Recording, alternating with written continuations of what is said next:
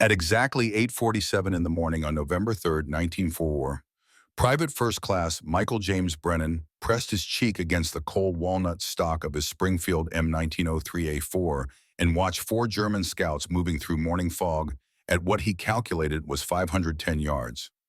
Standard doctrine said 400 yards maximum for reliable kills. His new spotter, a replacement from Texas named Roy Webb, whispered that the range was too far, that they should wait. That doctrine existed for reasons. Mickey Brennan's finger tightened on the trigger anyway.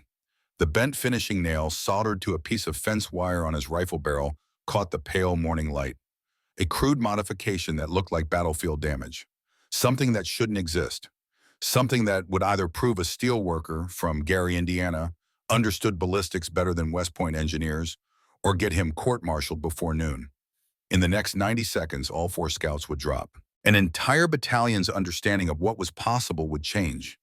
And the manual that said some men had to die beyond 400 yards would be proven wrong by 30 feet of rusted wire and a nail bent at exactly 15 degrees. But understanding how Mickey Brennan reached this moment requires going back. Back to the place where orange furnace light painted the night sky rust orange. Back to the steel mills of Gary, Indiana. Back to the place where he learned to see distances measured in thousandths of an inch. Michael James Brennan grew up in a world where precision meant survival and shortcuts meant death. Gary, Indiana in the 1930s was a company town built on blast furnaces and broken bodies. U.S. Steel owned everything that mattered. The mills ran 24 hours. The sound of punch presses hammering metal was the only music the city knew. Men traded their lungs for mortgages and their backs for paychecks that barely covered rent. His father operated a punch press at the main plant. 15-hour shifts in heat that could cook meat. The constant thunder of 200-ton presses shaping steel into parts for locomotives and automobiles and machines that built other machines. The smell was particular. Hot metal and machine oil and coal smoke and human sweat mixing into something that stung your eyes and coated your throat and never quite washed out of your clothes. The paycheck fed 6 kids but never covered everything. There was always something. Shoes that wore through. A roof that leaked, medical bills when Mickey's younger sister got pneumonia, the kind of financial pressure that ground families down the same way the presses ground steel. Mickey was the middle child, not the oldest who carried family responsibility, not the youngest who got attention, just middle, the invisible one. So he learned to make himself useful by paying attention to things other people missed, by seeing what needed doing before anyone asked, by being precise when precision mattered. Summer of 1939, 16 years old, he started at the mills. Temporary summer work that became permanent when his father's back gave out. 3 decades of repetitive stress compressed into vertebrae that couldn't hold anymore. The doctors called it natural aging.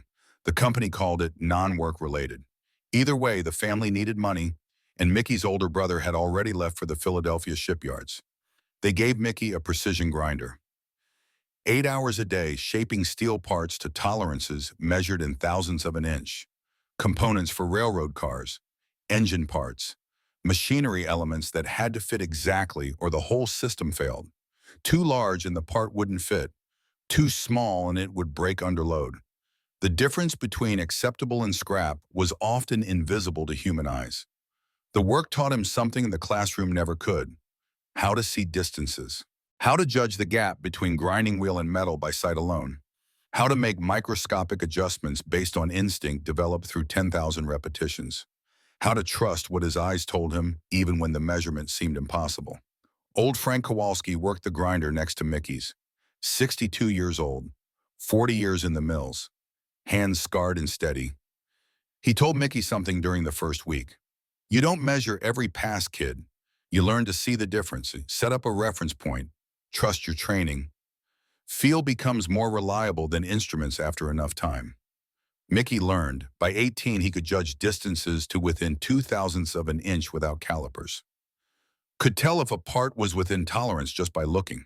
Could make adjustments faster than men twice his age because he'd learned to see what the metal was telling him. Learned to trust visual reference over mechanical measurement when the reference was properly calibrated. His uncle owned a farm outside Valparaiso, 20 acres of Indiana soil that grew more rocks than crops.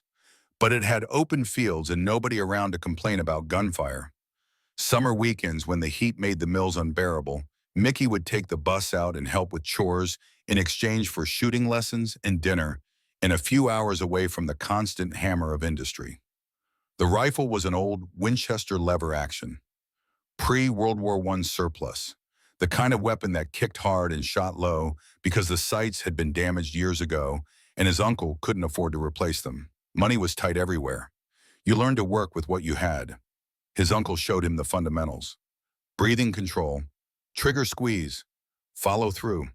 Then he showed him something more valuable. This gun shoots about 6 inches low at 100 yards, his uncle explained one August afternoon. Sights are bent, can't afford new ones. So you learn to hold over, aim high. Judge where the bullet's going by feel instead of trusting equipment that doesn't work right. The principle was identical to the grinder work. Visual reference instead of mechanical measurement. Trusting trained instinct. Making adjustments based on experience rather than instruments. By 17, Mickey could hit fence posts at 300 yards. He'd call his shots before the bullet landed. Tell you if he'd aimed too high or pulled slightly left or let the wind push him right. Adjustments for conditions he felt more than calculated. Wind that touched his face translated to bullet drift in his mind without conscious math. That's a gift, his uncle said one afternoon, and after Mickey had put 5 consecutive rounds through a rusted coffee can at 250 yards. Same skill as the mill work, Mickey replied, working the lever action. Seeing distances nobody else sees. Making the right adjustments. Trusting what you know instead of what the book claims. His uncle studied him, really studied. Books have their place. Manuals exist for reasons. But sometimes you gotta trust yourself more than the regulations. You remember that, Mickey? Time's coming when that'll matter. Mickey remembered. January 1943. The draft notice arrived. Expected. Inevitable. The war needed bodies, and Gary had plenty of young men who knew how to work with their hands and follow orders and do whatever was necessary. Basic training happened at Camp Croft, South Carolina. 8 weeks of sergeants screaming about discipline and unit cohesion and becoming something larger than individual wants. Mickey kept quiet and did what he was told. Qualified expert with the M1 Garand. 248 points out of a possible 250. Sergeant Wilson had been watching. Former competitive marksman from Colorado. The kind of man who could read a shooter the way Mickey could read steel tolerances.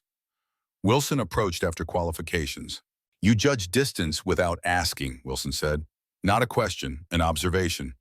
You call wind adjustments nobody else notices. Small corrections between shots that look instinctive, but they're actually precise.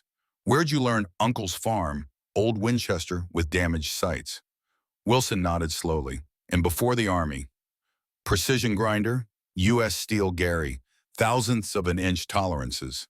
Wilson smiled like he'd found something valuable. Sniper school, you interested? Mickey thought for maybe 3 seconds.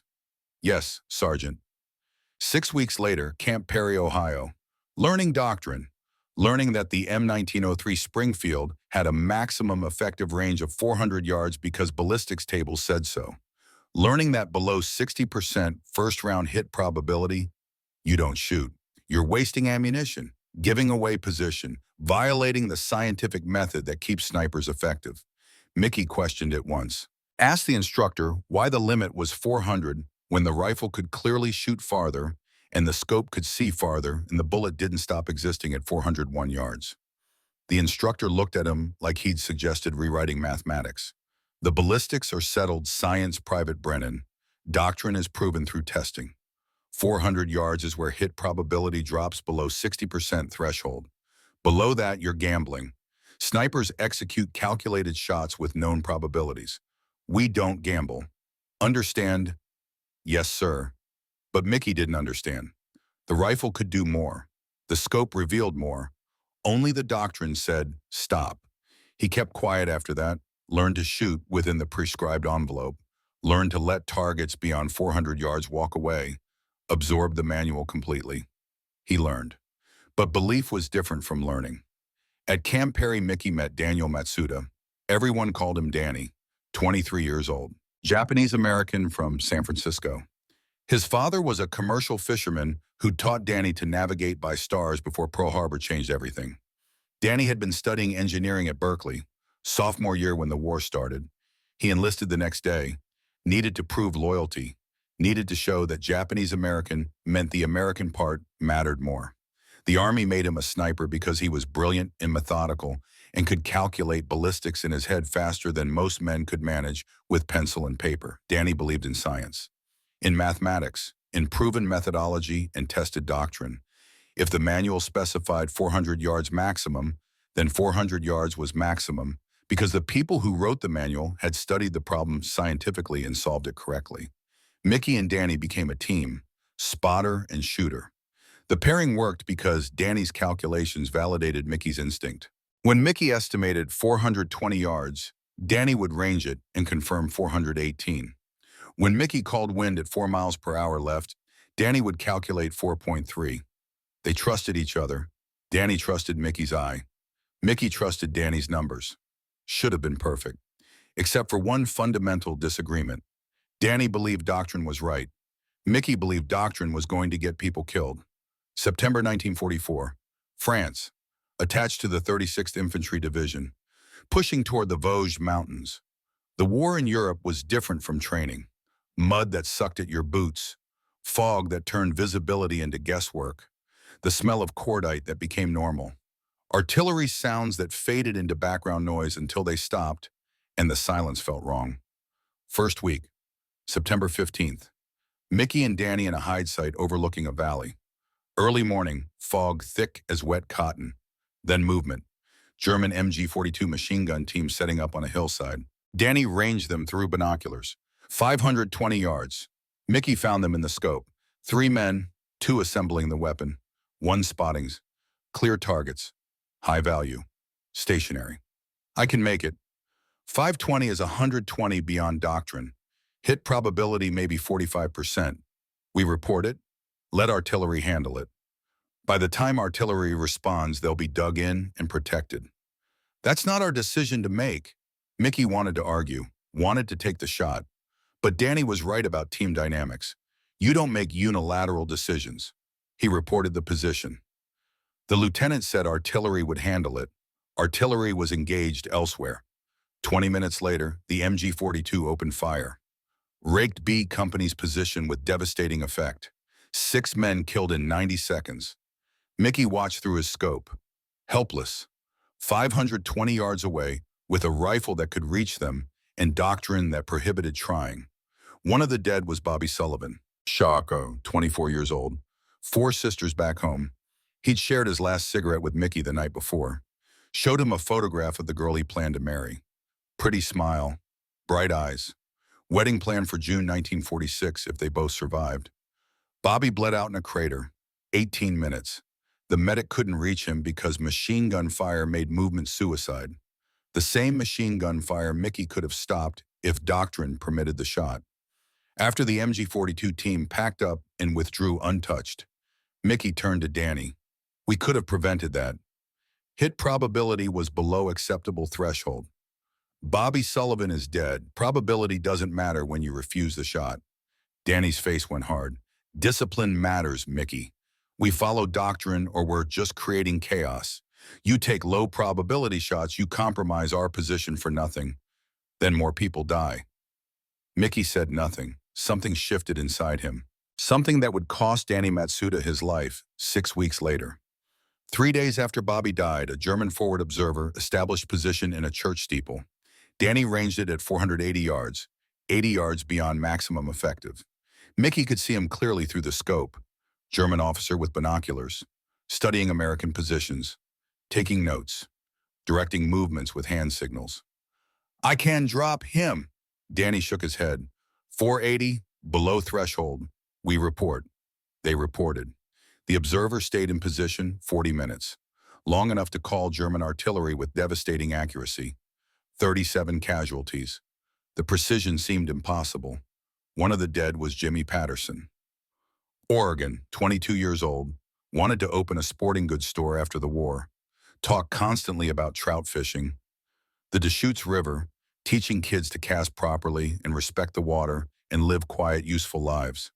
Patterson took shrapnel through the abdomen. 40 minutes bleeding out.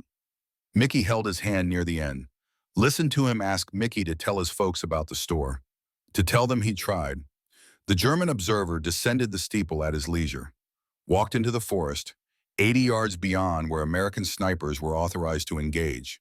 Between mid-September and late October, Mickey counted 11 situations where Germans operated beyond 400 yards with complete impunity, forward observers calling artillery, machine gun teams establishing positions, officers directing troops, scout snipers watching American movements, all of them making decisions that killed Americans. All of them from ranges where doctrine said, don't shoot because first round hit probability drops below 60%. The manual treated each shot as isolated statistics, didn't account for letting enemies operate freely, didn't calculate the cost of observers who lived to call fire missions, didn't measure the value of disruption, of forcing enemies closer where other weapons could engage them. One bullet at 500 yards might prevent 10 artillery shells, but doctrine called that bullet wasted because hit probability was only 50%. Mickey and Danny had the argument repeatedly, always the same positions. Mickey saying the math ignored larger tactical pictures. Danny saying emotions weren't tactics and discipline prevented chaos. October 12th, cleaning rifles after patrol. Mickey tried once more. The system is killing people, Danny. We're letting Germans operate from ranges where they feel safe. Every observer we don't engage calls down artillery strikes. Every machine gun team we ignore kills more of our people. I know you're frustrated. Danny's voice carried patience, understanding. I am too, but doctrine exists for reasons. Start taking low probability shots, you waste ammunition. Compromise positions. Get more people killed, not fewer. We're already getting people killed by following rules that don't work. What's the alternative? Everyone decides individually what rules apply. That's not how armies function. That's chaos. Maybe chaos is better than watching men die because we're too frightened to shoot past 400 yards. Danny looked at him, really looked. You think I'm frightened? Think you trust the manual more than your own judgment. The manual was written by people who studied this systematically, who tested it, who understand more than we do. Bobby Sullivan is dead. Jimmy Patterson is dead. The manual didn't save them. And how many would be dead if we'd compromised our position taking low probability shots? You don't know. Can't know. That's why we follow doctrine. They barely spoke after that conversation. October 27th, 1944. The day everything changed. Mickey and Danny occupied a hide site in a partially collapsed barn. Morning watch. Fog rolling through valleys like living things. 9:15. Movement at distance. German officer with binoculars. Standing exposed. Directing troops with hand signals. Clear target. High value. Stationary. Danny ranged him. 450 yards. Mickey positioned the rifle. Found the German in his scope. Perfect conditions. Wind negligible. Target motionless. Officer clearly giving orders that would kill Americans. I'm taking it. 450 is beyond authorized range. I can make it. You know I can. Hit probability 52%. Below threshold. He's directing their entire company. When he calls artillery, if you shoot and miss, we compromise position. If you hit, you got lucky. Either way, you violated doctrine. I won't spot for unauthorized fire. Mickey's finger rested on the trigger, crosshairs steady on the German's chest. One squeeze, one bullet, one problem solved. But Danny was his partner, his friend, the man who'd protected him for 8 months. You don't ignore your spotter. Teams don't make unilateral decisions. Mickey lifted his finger. Your call. 10 minutes later, German artillery began. Bracket fire. The observer had called perfect coordinates. The barrage walked through their sector with mechanical precision. Third salvo landed directly on their position. Mickey saw it coming, grabbed Danny, threw them both into a crater. The explosion hit where they had been standing 2 seconds earlier. Shrapnel screamed overhead. The world became noise and pressure and the chemical smell of burnt explosive. When Mickey's ears stopped ringing, he realized Danny was hit. 3 entry wounds, chest and abdomen, blood everywhere, hot, dark, soaking through both uniforms, sucking chest wound on the right side, bubbling with each breath. Mickey dragged him deeper, hands shaking, calling for medic. knowing the medic was 200 yards away and Danny didn't have 2 minutes.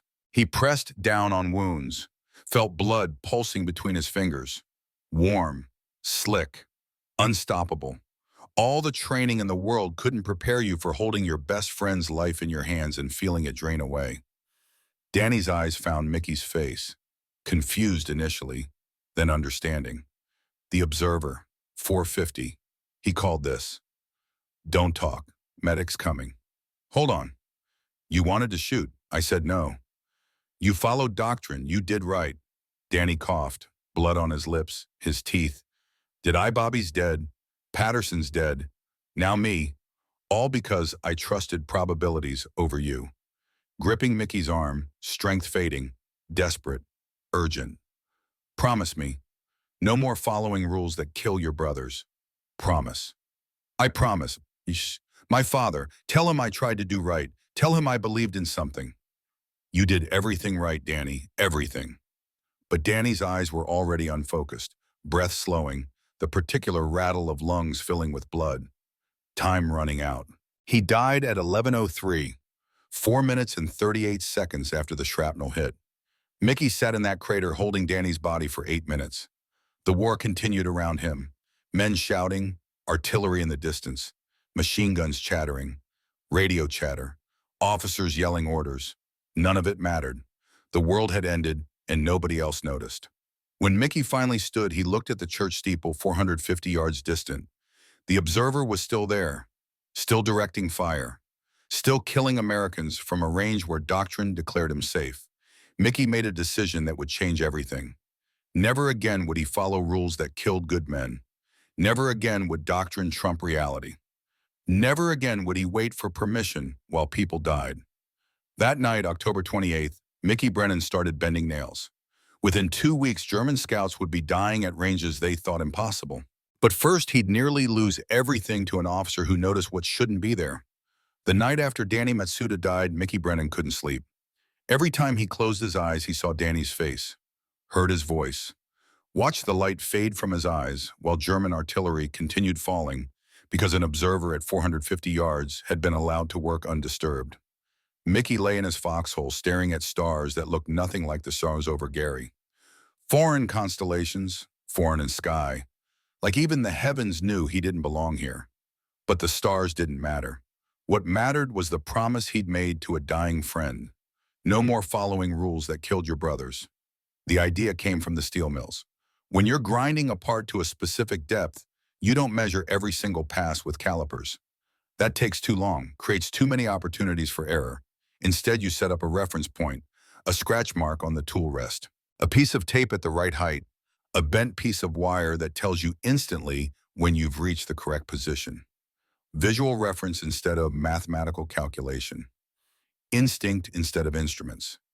Mickey needed the same thing for his rifle, a reference that would tell him immediately how much to hold over at different ranges. Something that worked with muscle memory instead of mental arithmetic. Something he could use the way he'd used the grinder after 3 years of repetition. Without thinking, without calculating, just seeing and adjusting and trusting trained instinct. He'd studied the ballistics tables at Camp Perry. A 150 grain, 30-06 round from the Springfield dropped approximately 38 inches at 500 yards, 55 inches at 600 yards, assuming standard atmospheric conditions and sea level elevation. The scope on his M1903A4 had mil dot markings, but using them required calculation. Measuring the target in mils, converting to range, calculating holdover, adjusting for wind, 15 seconds of mathematics in your head while the target moved and your position became compromised. In combat, 15 seconds meant the target disappeared, or shot back, or called in artillery that killed everyone within 200 yards. What Mickey needed was something simpler, a visual reference point on the rifle itself that would give him instant holdover guidance, something that eliminated thinking, something that worked the way his hands had worked the grinder, automatically, precisely, without conscious thought. November 1st, 1944. Mickey found materials near a ruined barn, 10-gauge galvanized fence wire, stiff enough to hold shape but thin enough to work with, and in an abandoned carpenter's shop, a box of finishing nails. Small ones, 1.5 inches long, the kind used for trim work, where the nail head needed to be invisible. He selected one nail with a particularly thin shaft, spent an hour filing the head down to reduce its profile. The work happened after dark in a bombed-out wine cellar that smelled of fermented grapes and damp stone. He used his trench lighter for illumination, needle-nose pliers from his pack for tools. The concept was straightforward. Create a small wire bracket that would hold the nail at a specific angle above the barrel. Position forward of the front sight. When looking through the scope, the nail would appear in his field of view as a reference point. Position the target at the nail tip for 500 yards. Position it at the nail head for 600 yards. Position it at the wire itself for 450 yards. The mathematics were rough but workable. At the scope's magnification and the distance from his eye to the nail, every millimeter of vertical difference in the nail's position translated to approximately 50 yards of range adjustment. He bent the nail to a 15-degree angle, calculated that the tip would represent approximately 50 inches of drop at 500 yards when properly aligned in the scope. Then came trial and error. 11 attempts over 3 nights. First attempt, the angle was wrong, too steep. The nail blocked too much of the sight picture. Useless. Second and third attempts, he adjusted the angle. Better. But the wire bracket was too loose. Shifted under recoil during test. Would never hold zero in actual use. Fourth through sixth attempts focused on the wire tension. Too loose and it shifted. Too tight and it risked damaging the barrel. The balance was critical. Had to be tight enough not to move, but not so tight it affected barrel harmonics or left permanent marks. Seventh through ninth attempts worked on positioning. The bracket had to sit exactly 2.3 inches forward of the front sight. Any closer and it interfered with sight alignment. Any farther and the reference angles changed unpredictably. 10th attempt, everything seemed right. But when he test fired, the solder joint failed. The nail twisted 40 degrees off axis. Back to the beginning. 11th attempt, he borrowed a small torch from a tank mechanic. Properly heated the joint. The solder flowed correctly this time. Created a bond strong enough to survive recoil but small enough not to add significant weight that would affect barrel harmonics. He wrapped the wire bracket around the barrel 2.3 inches forward of the front sight. Left the ends twisted together beneath the barrel where they wouldn't interfere with his shooting position or cheek weld. The finished device weighed less than an ounce. It looked like battlefield damage. Like a piece of wire that had gotten wrapped around the barrel accidentally and been left because nobody cared about cosmetics in combat. Perfect camouflage from officers who might ask uncomfortable questions about unauthorized modifications. Testing happened at an abandoned quarry a mile behind the lines. Early morning before anyone else was awake. He set up at measured distances using wooden stakes as targets. 400 yards, 450, 500, 550. At 400 yards, he aimed normally using standard sight picture. Hit center mass on the stake. At 450, he positioned the target at the wire bracket reference point. Hit 2 inches high, close enough for combat purposes. At 500, he positioned the target at the nail tip. First shot hit 3 inches right. Wind. He adjusted and fired again. Center mass. The device worked. It worked because it eliminated thinking. Look at target. Assess range based on size and terrain features. Position target at the appropriate reference point on the nail. Account for wind by feel. Squeeze trigger. 2 seconds instead of 15. Instinct instead of calculation. He could make shots at 500 yards as quickly as he could make them at 300, with only slightly reduced accuracy. The modification violated regulations. Unauthorized alterations to issued weapons meant court-martial. Minimum sentence was dishonorable discharge and 6 months confinement. Maximum was 3 years if they decided you'd endangered men through negligence. Mickey knew the regulations. He'd watched Danny follow them right up until German artillery killed him. He wrapped the rifle in burlap and walked back to camp while the sun rose over France. And men who followed regulations prepared for another day of letting Germans operate beyond 400 yards. November 3, 1944. The 36th Infantry Division held positions outside Bruyères, preparing for the push deeper into the Vosges Mountains. Mickey and his new spotter occupied a hide site in a partially collapsed barn overlooking abandoned vineyards. The new spotter was Roy Webb, from Texas, 26 years old, with the unit 5 days. Knew the doctrine, trusted the manual, believed in following orders. Mickey hadn't told him about the nail. Morning fog reduced visibility to maybe 600 yards. Gray mist rolling through the vineyard rose like slow smoke. Mickey watched through his scope, scanning for movement, knowing German scouts would use the fog for cover. They'd been probing American positions for 3 days, trying to identify weak points for an expected counterattack. Each scout that escaped meant better German intelligence, meant more accurate artillery, meant more American casualties. 8:45 in the morning, movement at approximately 500 yards, 4 figures emerging from the fog line, moving in tactical formation through the vineyard, diamond pattern, professional spacing. These weren't conscripts. These were experienced scouts who understood terrain and movement and how to stay alive. Mickey could see their field gray uniforms clearly through the scope. Coal scuttle helmets, they carried binoculars and map cases. Officers or senior scouts, valuable targets. Roy ranged them with binoculars. 500 yards, maybe 520, too far. Wait for them to close. The scouts moved deliberately, checking sight lines, studying American positions, clearly experienced men doing important work. If they reported back, American positions would be compromised. Artillery would follow. Men would die. Standard doctrine said, wait, let them move closer. Take the high percentage shot at 350 yards when they reach the creek bed. The safe shot, the manual shot, the shot that let them observe American positions for another 4 minutes and gather information that would kill soldiers tonight. Mickey thought of Danny, thought of Bobby Sullivan bleeding in a crater, thought of Jimmy Patterson wanting to sell fishing rods, thought of every man who died because doctrine said, let them walk until they're close enough for 60% probability. He positioned the crosshairs. The lead scout appeared clearly in the scope, checking a map, consulting with the others, making decisions. Mickey estimated 510 yards based on landmarks he'd memorized. Terrain features, trees, distance to the creek bed, all the reference points he'd been building in his mind for weeks. He placed the scout's chest at the nail tip, the 500-yard reference, adjusted slightly upward for the extra 10 yards. Wind was negligible, maybe 2 miles per hour left to right. He adjusted 1 mil right. Roy hissed, too far, wait for them to. Mickey squeezed the trigger. The Springfield bucked against his shoulder. Familiar recoil. The sound rolled across the vineyard like thunder. 1.2 seconds of bullet flight. Time enough to wonder if the nail would work. If the math was right, if Danny's death would mean something. The lead scout dropped like someone had cut his strings, dead before he hit the ground. The bullet had taken him through the upper chest, probably severed the aorta. Instant death. The other 3 scattered immediately. Professional reaction.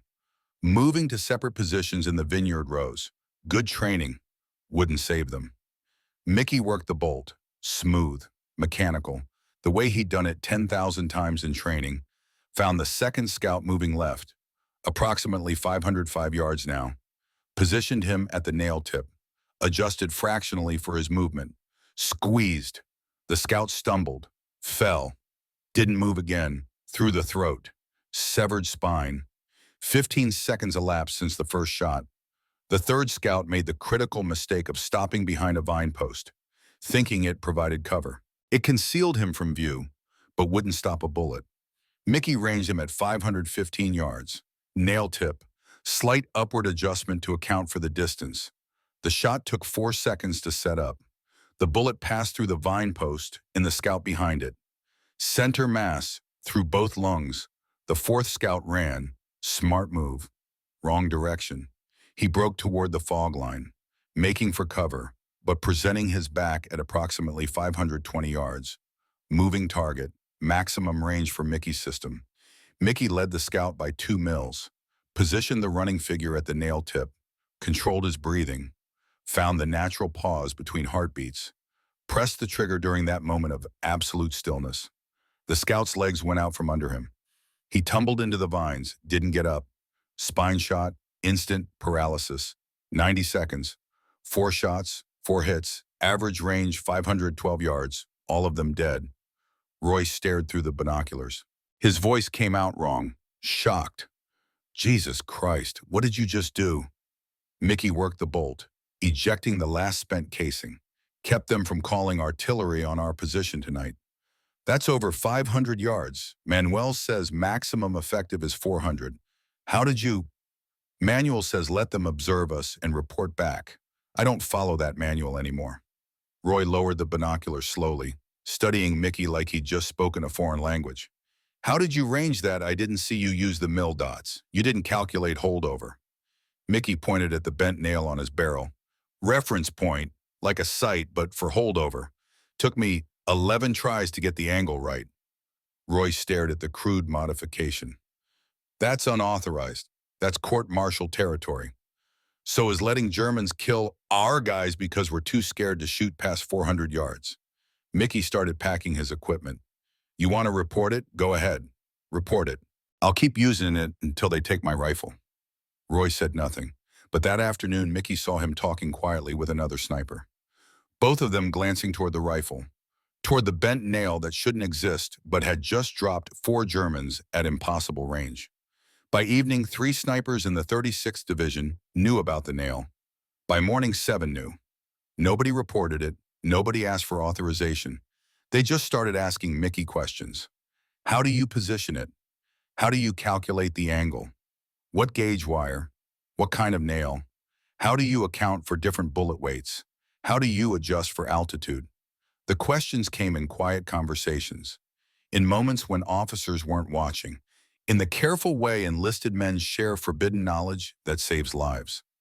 Mickey showed them, not because he wanted recognition, but because men were dying within sight of targets they couldn't engage by doctrine. He spent an evening with Corporal Pete Kowalski from Utah, teaching him how to bend the nail, how to position the wire, how to test the sight picture without firing.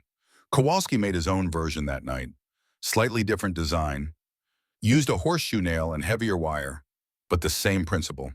Visual reference for extended range. Sergeant Marcus Delgado from Brooklyn heard about it and approached Mickey during breakfast. This nail thing, it really worked. Mickey showed him the 4 German positions in the vineyard, pointed them out on a map, gave him the ranges. Delgado studied the distances, went quiet for a long time. That afternoon, he was working on his own rifle with wire from a field telephone and a nail from an ammunition crate.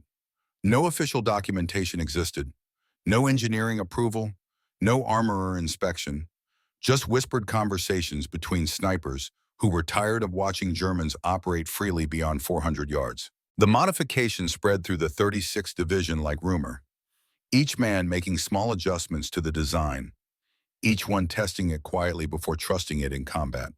By November 10th, somewhere between 15 and 20 snipers in the division used some version of the bent nail system. Officers didn't notice, or didn't care.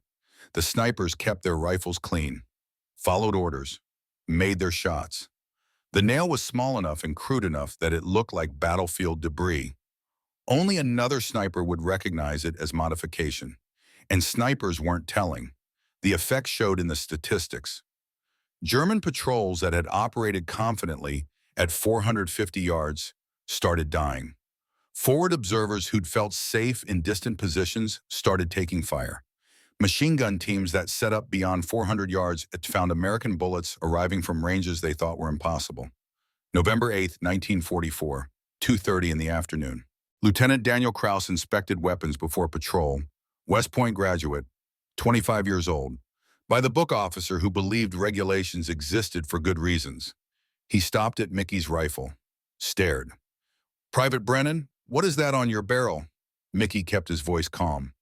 Battlefield debris, sir. Wire got wrapped during a firefight. Can't remove it without risking damage to the rifling.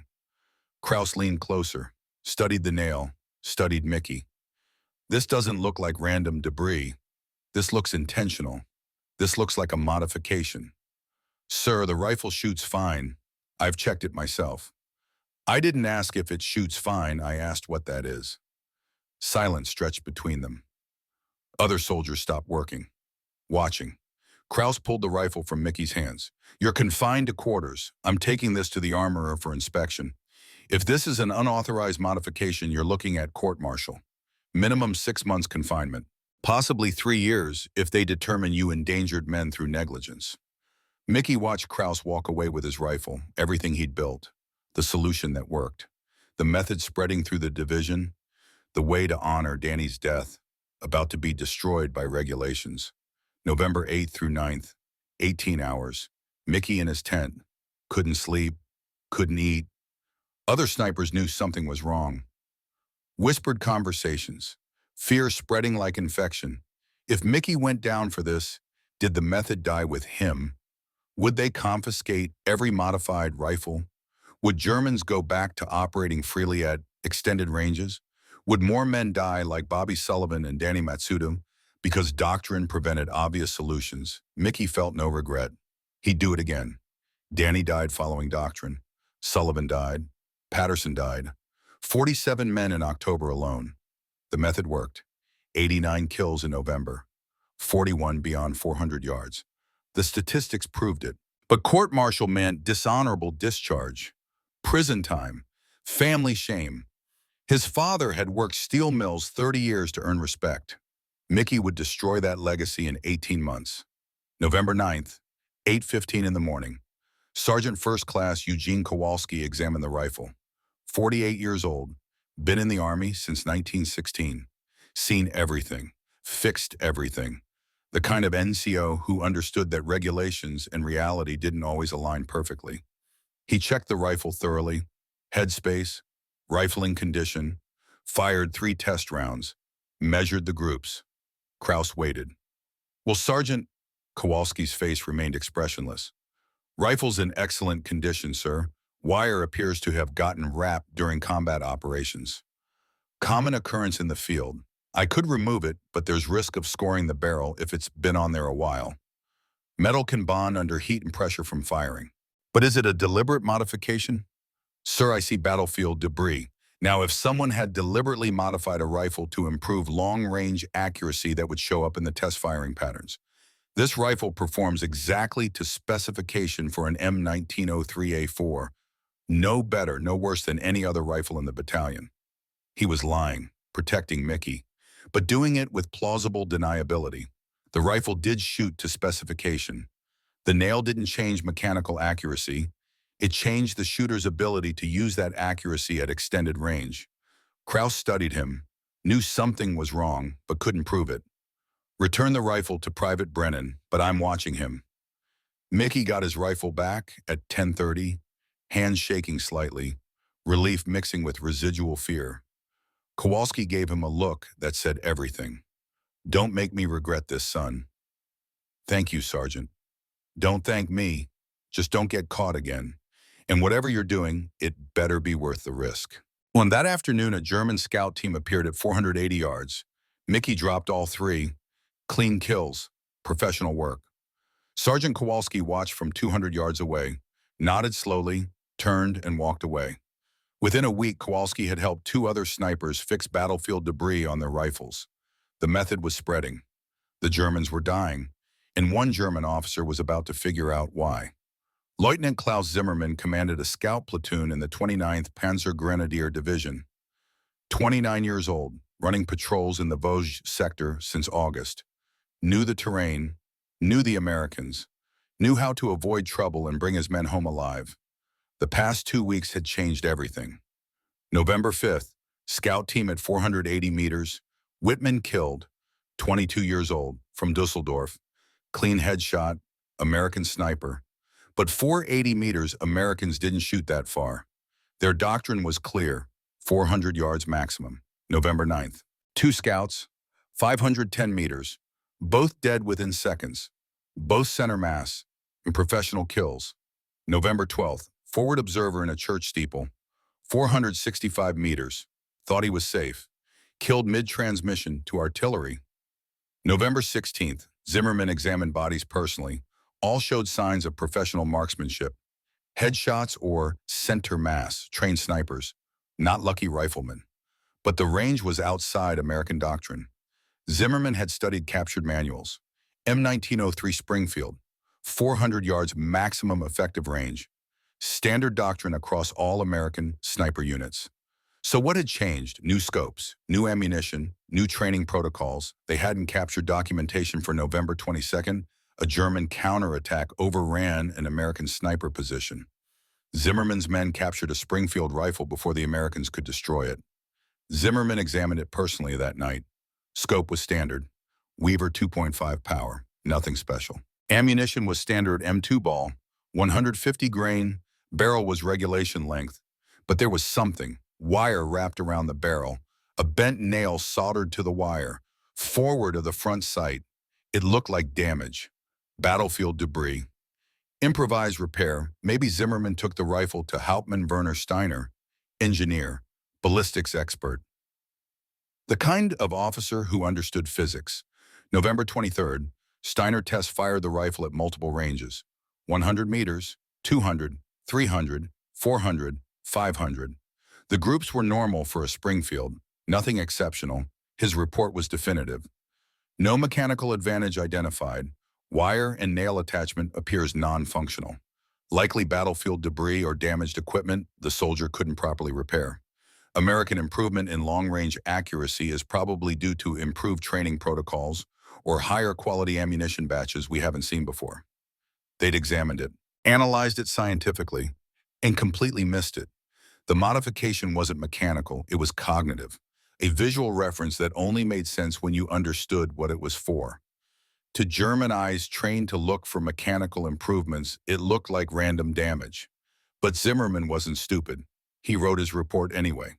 American sniper doctrine has changed. Effective engagement range increased from 400 meters to 500 plus. Casualties unsustainable. Recommend observation posts establish minimum 600 meters from American lines. Patrols to operate at greater distances. Machine gun positions 600 meters minimum. German tactics adjusted, even though they didn't understand why they changed behavior. Reconnaissance pulled back. Observers worked from farther away. Machine gun positions established at 600 yards instead of 450. Mickey's innovation had forced the enemy to alter their tactics even without understanding the innovation itself. The bent nail had changed the war, and nobody in command knew it existed. December 1944. Battalion S2 intelligence compiles statistics. Routine work. Comparing monthly performance metrics, looking for patterns that might inform tactical decisions. The numbers told a story nobody had expected. October 1944, confirmed sniper kills 47, average engagement range 327 yards, kills beyond 400 yards 3. That was 6.4%. German patrol casualties attributed to sniper fire 23. American casualties from German artillery called by observers 183. November 1944. Confirmed sniper kills 89. Average engagement range 428 yards. Kills beyond 400 yards 41.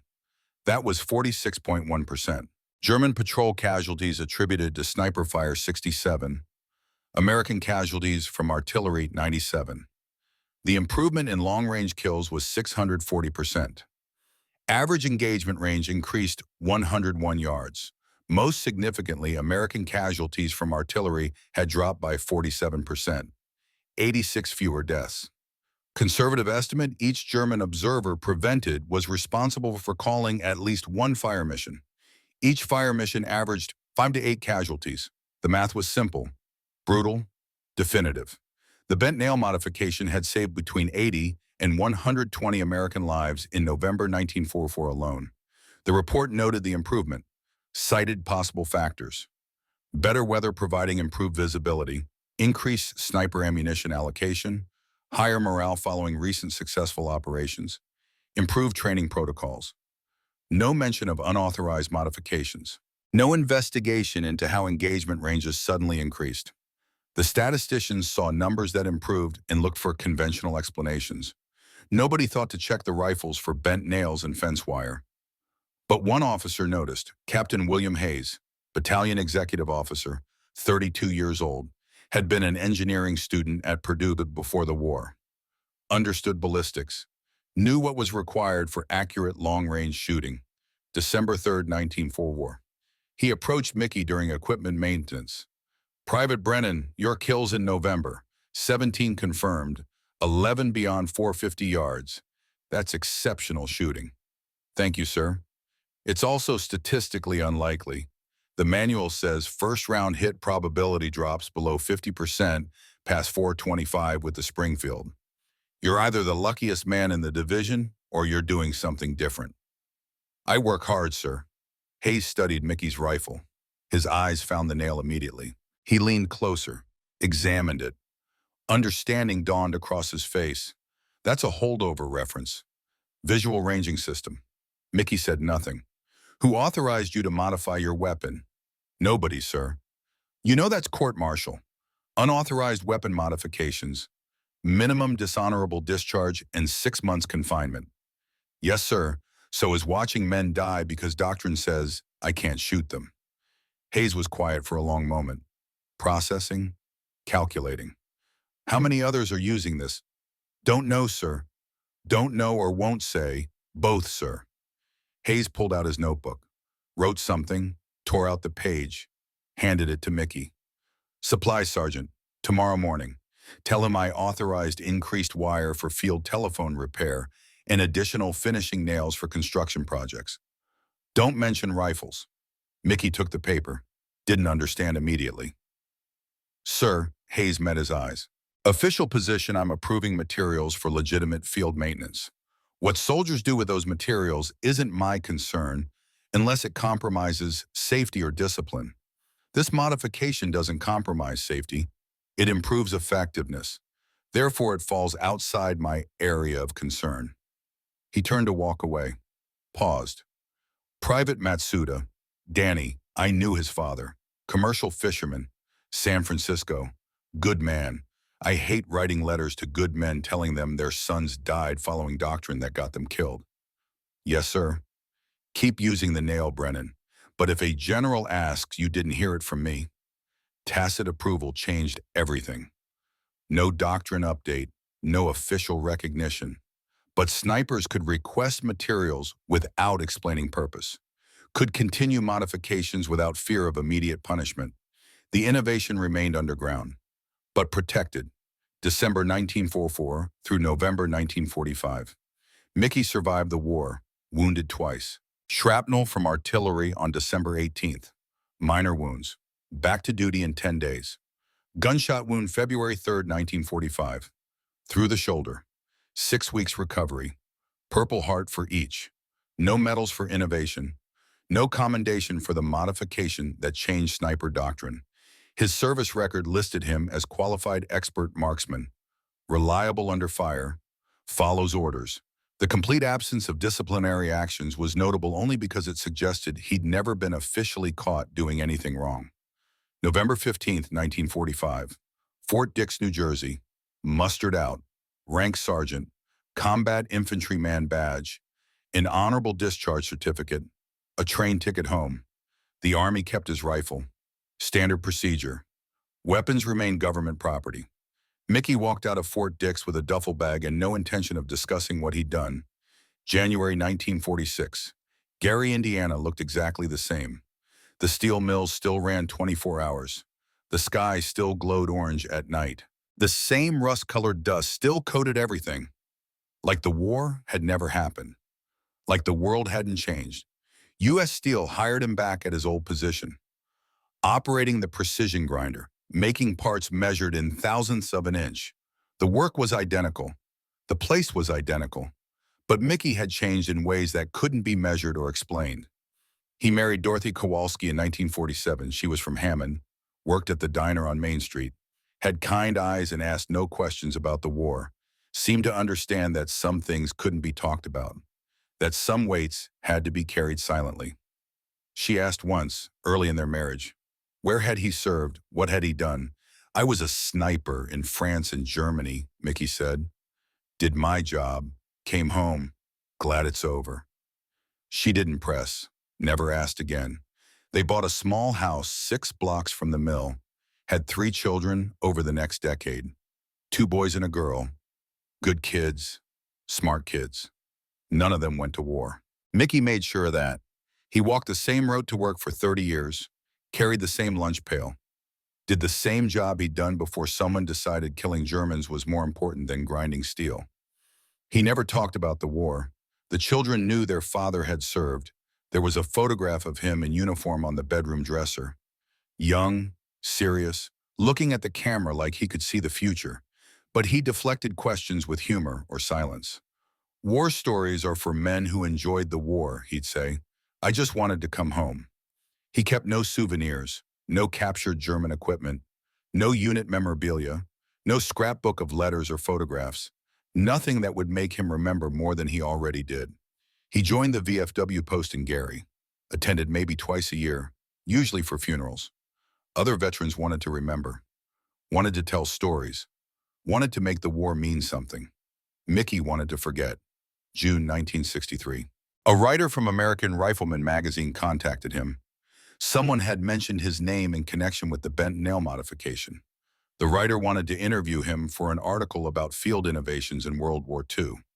The phone call came on a Tuesday evening. Mickey was in the garage working on a neighbor's hunting rifle.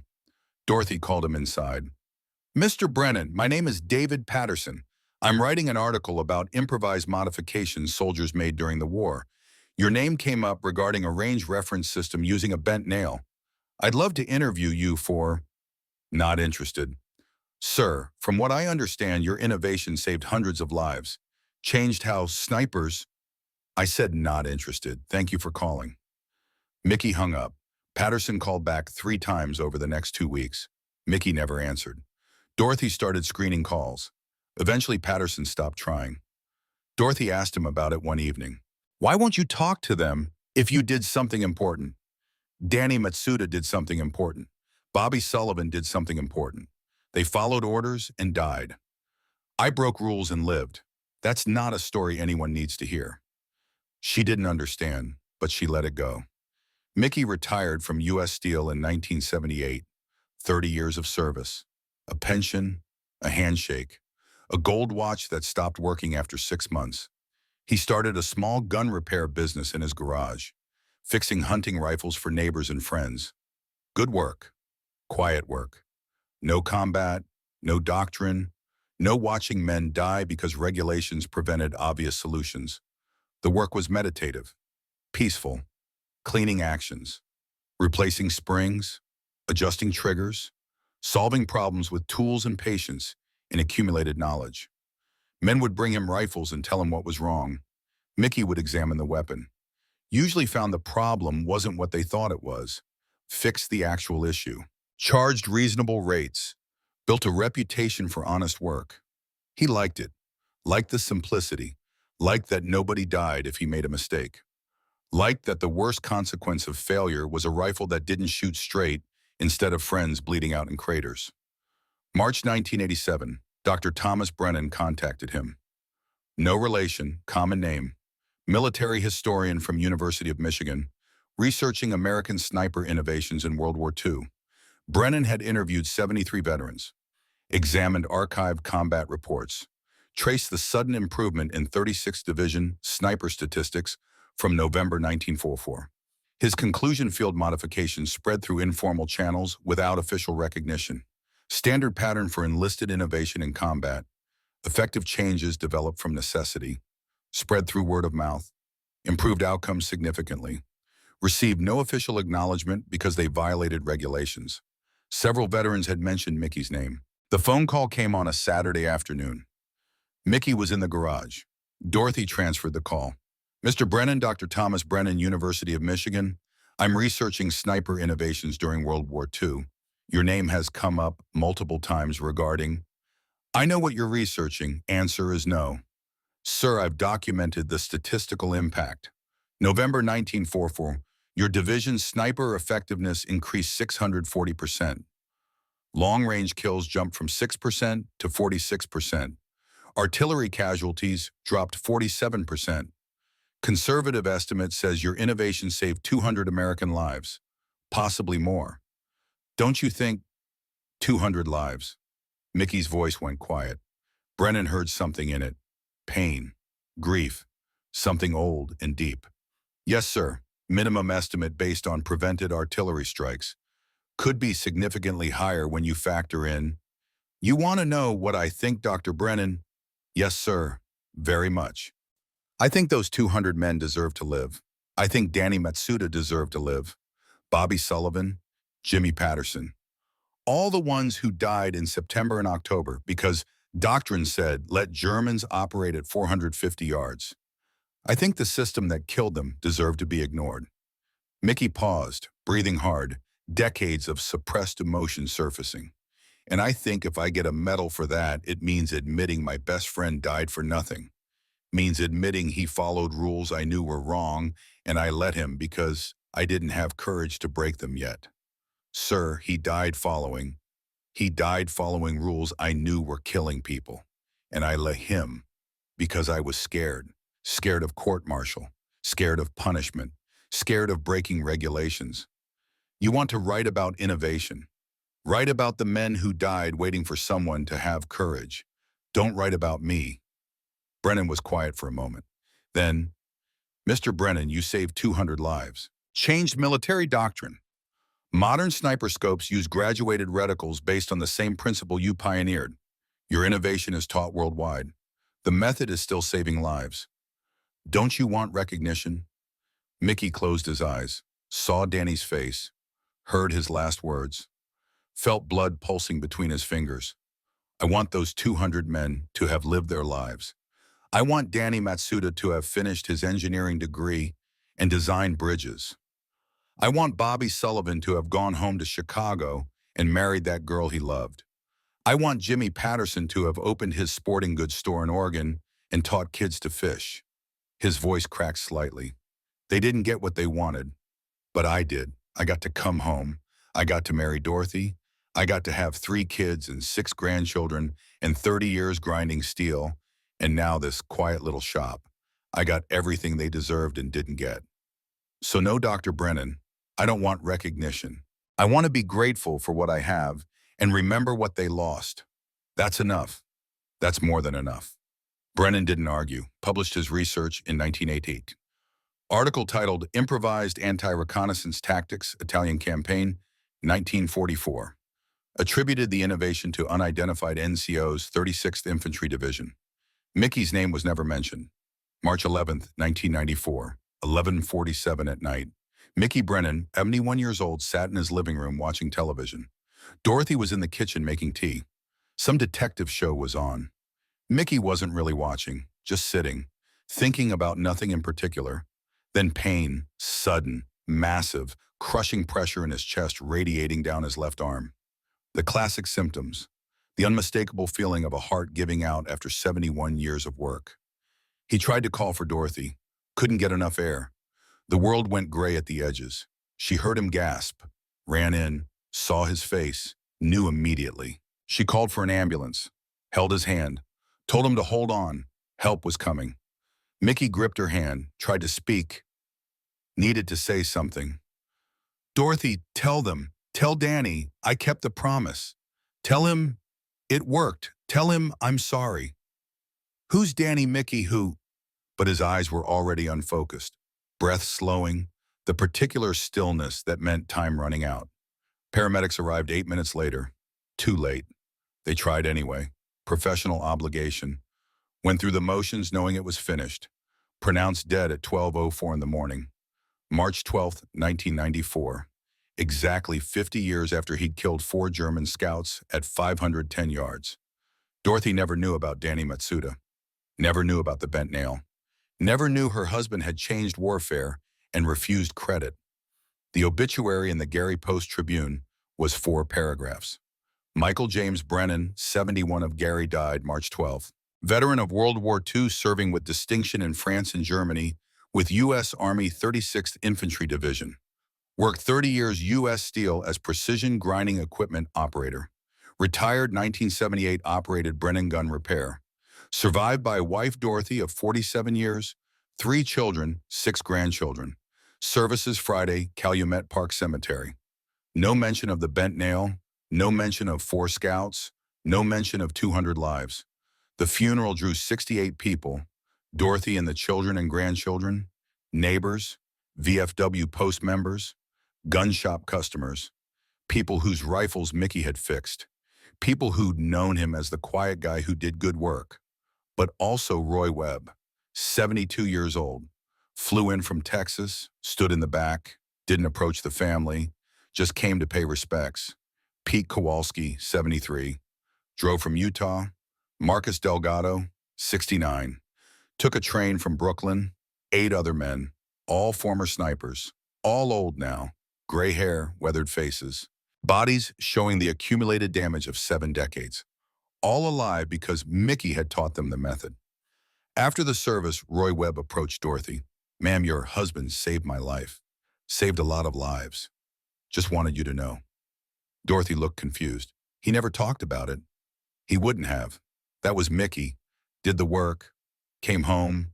Never asked for credit. But we knew. We all knew what he did." The bent nail modification never became official doctrine. The Army didn't adopt it formally. No training manual included it. No armorer's guide mentioned it. But it persisted.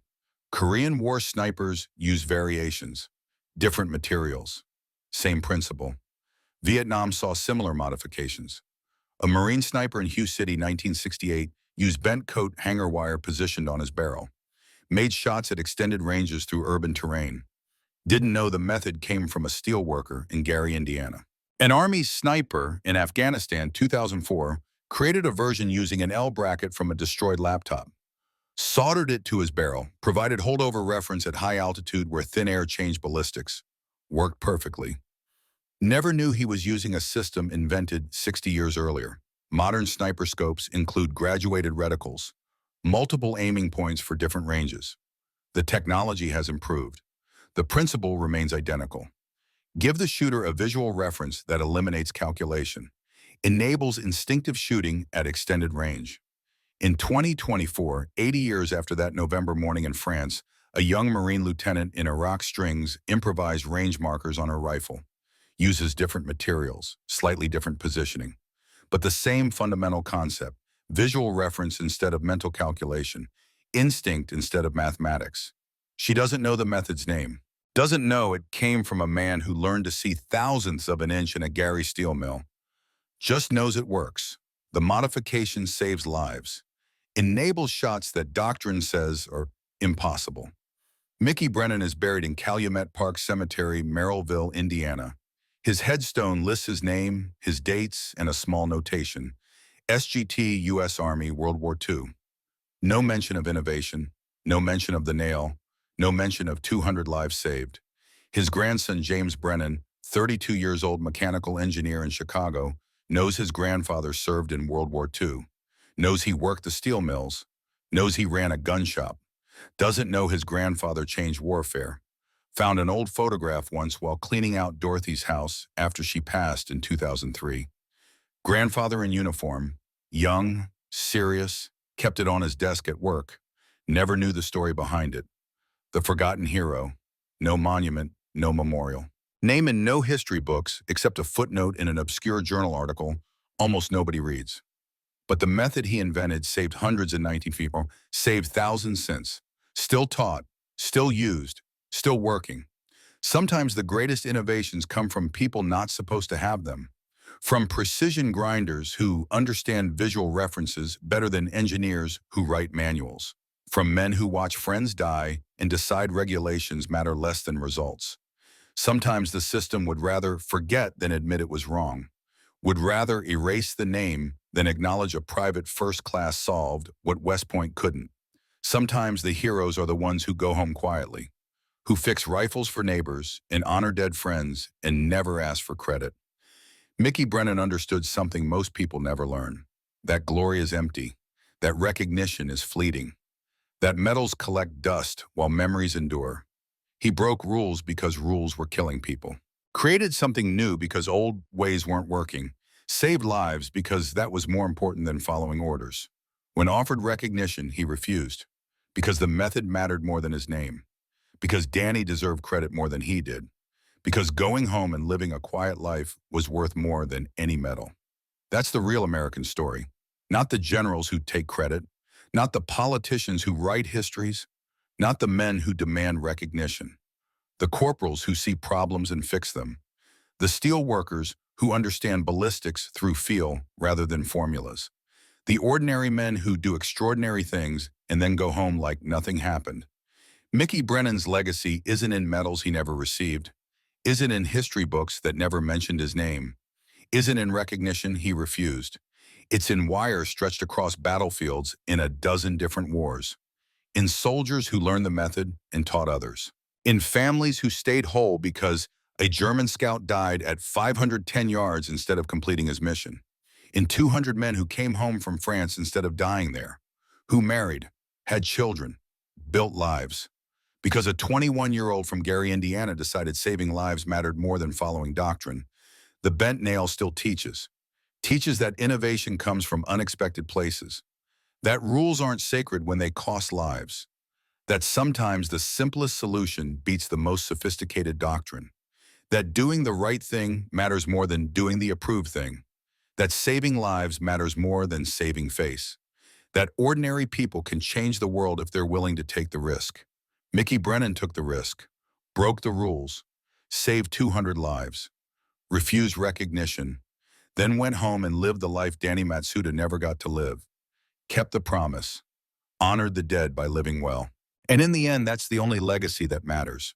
The wire still works, the method still saves lives, the story still teaches. Even if most people never know the name of the man who started it all,